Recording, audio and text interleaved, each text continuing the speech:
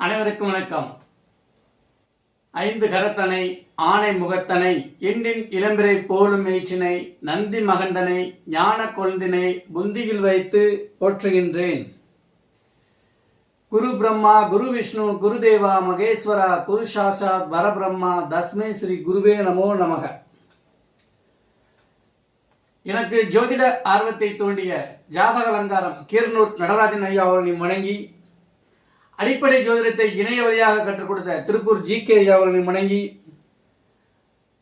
எமக்கு உயர்நிலையை கற்றுக் கொடுத்த சுபத்துவம் பாவத்துவம் சூட்சம வலுவின் நாயகன் ஜோதிட கலையரசு ஐயா குருஜி அவர்களையும் வணங்கி, இதுவரை யாரெல்லாம் குருவாக இருந்தார்களோ அவர்களின் பொற்பாதங்கள் தொட்டு வணங்கி, இந்த ஜோதிடத்தை கற்றுக்கொள்ள அனுமதித்த பிரபஞ்சத்திற்கும் என் குலதெய்வம் ஐயனாருக்கும் என்னுடைய இஷ்ட தேவதைகளாக இருக்கக்கூடிய பத்ரகாளிக்கும் கருப்பசாமிக்கும் திரு செந்தூர் முருகன் ஆசியுடனும் இன்னைக்கு ஒரு வீடியோ பதிவை நம்ம பதிவு பண்ணுறோம். பொதுவாகவே சில குழந்தைகள் பிறந்த உடனே குடும்பத்தில் நிறைய மாற்றங்கள் இருக்கும். பொருளாதார முன்னேற்றம், அம்மா அப்பாவுக்கு ஒரு அதிகாரமான பதவி, தொழில் அமைப்புகள், சின்னதாக செஞ்சுக்கிருந்த தொழில் அமைப்பில் பெருசாக செய்யக்கூடிய அமைப்பில் அப்பாவுகளுக்கு கொடுக்கக்கூடிய ஒரு அமைப்பெல்லாம் இருக்கும். அப்போ சில குழந்தைகள் பிறக்கும் போதே யோகா அமைப்பில் பிறந்துருதுங்க. அப்போ உங்களுக்கு சில மற்ற குழந்தைகள் அந்த மாதிரி பிறக்கிறதா அப்படின்னு பார்த்தோம்னா 100ல் ஒரு சிலர் மட்டும்தான் அந்த அத்திப்புத்தார் போல் பிறக்கும் போதே வசதியான அமைப்புகளையும், சிலர் பிறந்த கொஞ்ச நாள் ஆனதுக்கப்புறம் படிப்படியாகவும் வளரக்கூடிய ஒரு தன்மையை கொடுத்துருது. சிலருடைய ஜாதகங்கள் நம்ம பார்த்தோம்னாலே பளிச்சுன்னு தெரியும். ஒளிபுரிந்திய சந்திரனோட அமைப்பில் பிறந்திருப்பாங்க, லக்னம் வலுவாக இருக்கும், லக்னாதிபதி வலுவாக இருப்பார்.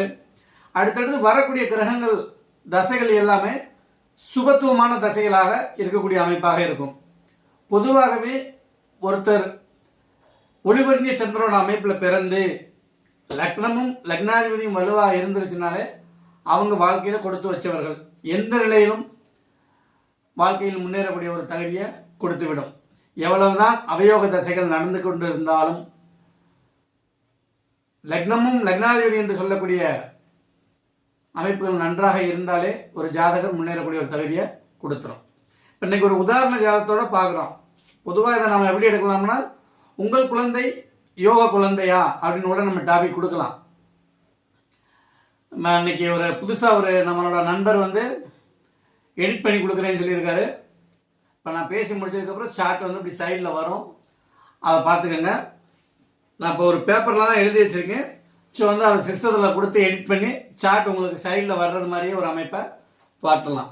இப்போ இன்றைக்கி நம்ம பார்க்க போகிற ஜாதகம் ஒரு உபய லக்னம் ஜாதகம், அதாவது தனுசு லக்னம். தனுசு லக்னம் மகர ராசி அப்படின்ற அமைப்பில் பிறந்த ஜாதகம். பிறப்பில் இருந்தே தன்னுடைய கடைசி காலகட்டங்கள் வரைக்கும் ஒரு பொருளாதார முன்னேற்றம், பிறந்த ஊரை விட்டு வெளிமாநிலம் வெளிநாடு இந்த மாதிரி அமைப்பிலே சுற்றி கொண்டு வாழ்க்கையை அனுபவிக்க பிறந்தக்கூடிய ஒரு ஜாதகத்தை தான் இன்னைக்கு நம்ம பார்க்க போகிறோம். வாழ்ந்து முடிந்தவர்களுடைய ஜாதகத்தை பார்ப்பதை விட வாழப்போகிறவர்கள் எப்படி இருக்காங்க அப்படின்னு பார்க்க தான் ஒரு என்கரேஜாக இருக்கும். இப்போ இந்த ஜாதகத்தோட தனுசு லக்னம் மகர ராசி.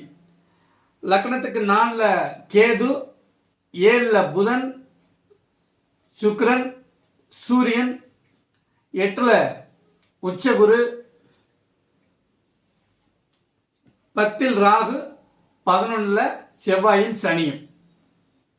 இவருக்கு பிறக்கும்போது செவ்வாயின் தசை 3 வருஷம் பெண்டிங் இருந்தது. அதற்கப்புறம் இவரோட 3 வயதில் ராகு தசை ஆரம்பமானது. பொதுவாக லக்னாதிபதியான குரு லக்னத்துக்கு 8ல் மறைஞ்சிருக்கிறார். அப்போ லக்னாதிபதி குரு 8ல் மறைஞ்சிருந்தால் இவர் எப்படி வாழ்க்கையில் முன்னேறுவார் அப்படின்ற அமைப்பை நம்ம கேள்விகளை கேட்கலாம். இங்கே லக்னாதிபதி ஒளிபுரிந்திய சந்திரன், பௌர்ணமிக்கு மறுநாள் பிறந்த சந்திரனோட வீட்டில் 8ல் மறைந்து உச்சமாகி ஸ்தான பலத்தோடு வலுவாக இருக்கிறார். அதற்கு அடுத்தபடியே ராசி, பௌர்ணமிக்கு மறுநாள் பிறந்த அமைப்பில் சந்திரனும் ஒளிபுரிந்திய அமைப்பில் இருக்கார். லக்னத்துக்கு 4ல் கேது, உச்ச குருவின் பார்வையில். ஏன்னா ராகு கேதுகளுக்கு பொதுவாகவே வீடு கொடுத்த கிரகம் வலுவாக இருக்கக்கூடிய அமைப்பில் அவர்கள் தசாபுத்தியில் வரும்போது அபரிவிதமான பலன்களை செய்வாங்க, தாங்கள் எந்த ஆதிபத்தியத்தில் அமர்ந்திருக்குமோ அந்த அமைப்பின்படி. இப்போ 4ல் அமர்ந்த கேது பகவான் குருவின் பார்வையில் உச்ச குருவோட பார்வையில் வலுவாக இருக்கிறார். அதற்கு அடுத்தபடியாக ஏழாம் அதிபதி புதன் 7 அமர்ந்து சுக்கிரனுடைய இணைந்து சூரியனுடையும் இணைந்து 7ஆம் பாவகாதிபதி வலுவாக இருக்கு. அதே மாதிரி 9ஆம் பாவகாதிபதினு சொல்லக்கூடிய சூரிய பகவான் லக்னத்துக்கு 7 அதிநட்பு வீட்டில் புதனோட இணைந்து சுக்கிரனை அஸ்தங்கப்படுத்தி, ஏன்னா லக்ன அவயோகர் இல்லையா சுக்கிரன், அவர் கொஞ்சம் வலு குறையிறது நல்லது இல்லையா, சுக்கிரனை அஸ்தங்கப்படுத்தி சூரியன் வலுவாக இருக்கிறார். 10ல் ராகு தசை தற்போது அவருக்கு நடப்பில் இருக்கு. ராகுக்கு வீடு கொடுத்த புத பகவான் உச்சமாக இருக்கக்கூடிய அமைப்பில் மேஷம், கடகம், கன்னி, மகரம் இந்த ராசிகளில் இருக்கக்கூடிய ராகு பகவான் பொதுவாகவே ஒரு நல்ல இடமாக கருதப்படும் ராகுக்கு அப்ப கன்னியில் அமர்ந்து அது முதன்மை கேந்திரமான தசம கேந்திரத்திலும் அமர்ந்து அவருக்கு வீடு கொடுத்தவர் வலுவான அமைப்புல வேற எந்த பாவரோட தொடர்பும் செவ்வாய் சனியோட தொடர்பு இல்லாம அவர் இயல்பாக இருக்கு தசை நடத்திட்டு இருக்கார். இந்த ராகுவின் தசை ஆரம்பித்த உடனேயே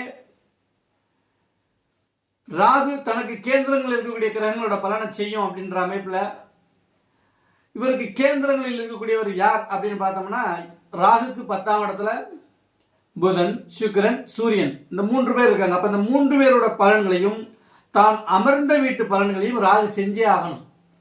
அப்ப இந்த அமைப்பின்படி ராகு தசை ஆரம்பமான உடனே தகப்பனாருக்கு ஒரு நல்ல முன்னேற்றத்தை கொடுத்தார். ஒரு வீடு, வண்டி வாகன அமைப்பையும் கொடுத்தார். படிப்பிலும் தற்போது நல்லா படித்துக் கொண்டிருக்கிறார். இதற்கு அடுத்து வரக்கூடிய குரு தசையில் இந்த ஜாதகர் பிறந்த ஊர்ல இருக்க மாட்டார். தற்போதே அவர் பிறந்த ஊர்ல கிடையாது. ராகு தசை ஆரம்பமானோடனே கொஞ்சம் தூரமாக ஒரு 300-400 கிலோமீட்டர் தூரமாக நகர்த்திருச்சு.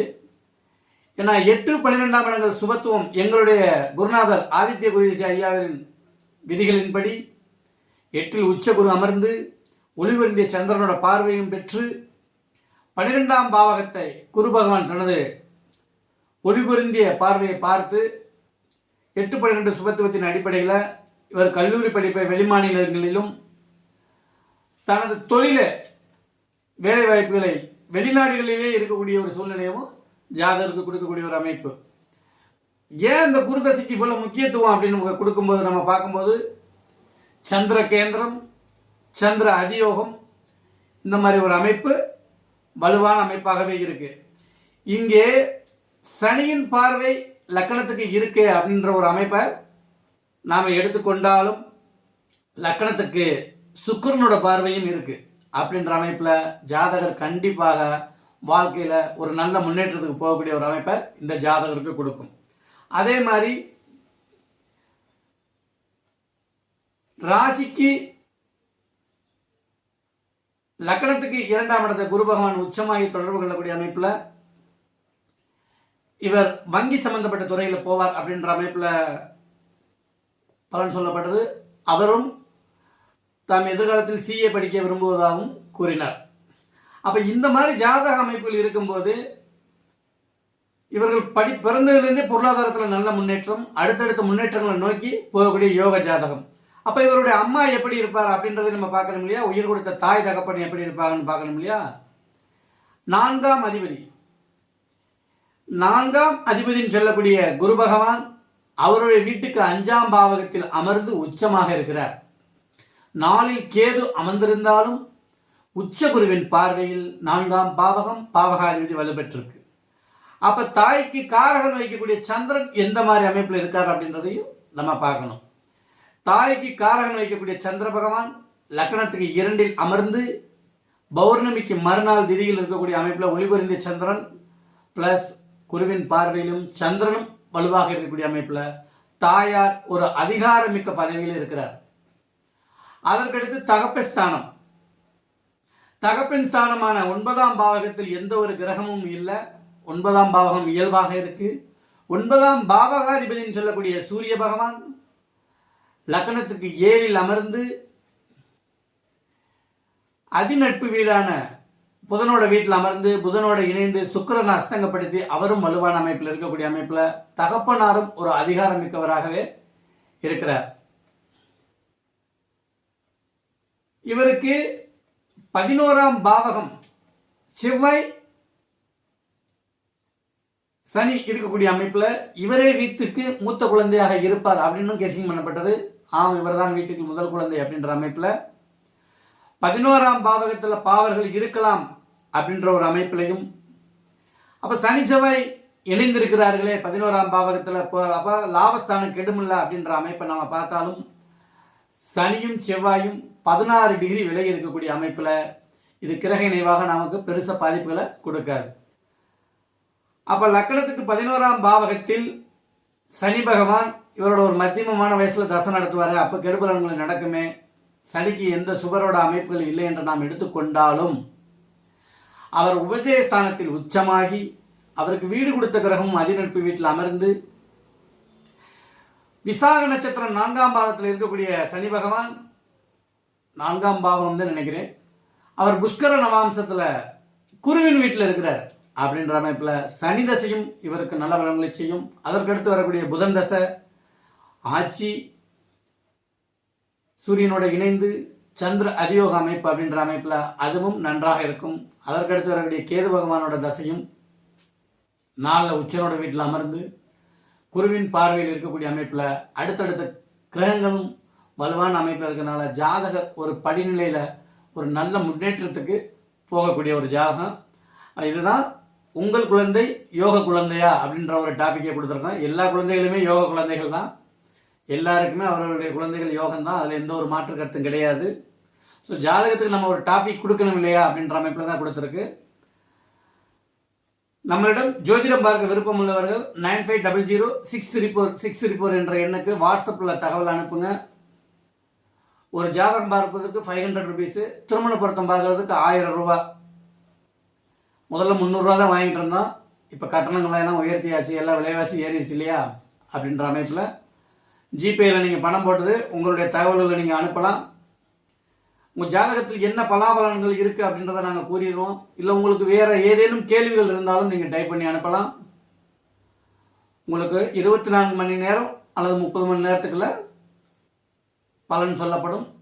பலன் சொல்வதற்கு ஒரு 6 மணி நேரத்துக்கு முன்னாலே உங்களுக்கு இன்ஃபார்ம் பண்ணிடுவாங்க. வாழ்க ஜோதிடம், வளர்க ஜோதிடர் ஒற்றுமை. நன்றி, வணக்கம்.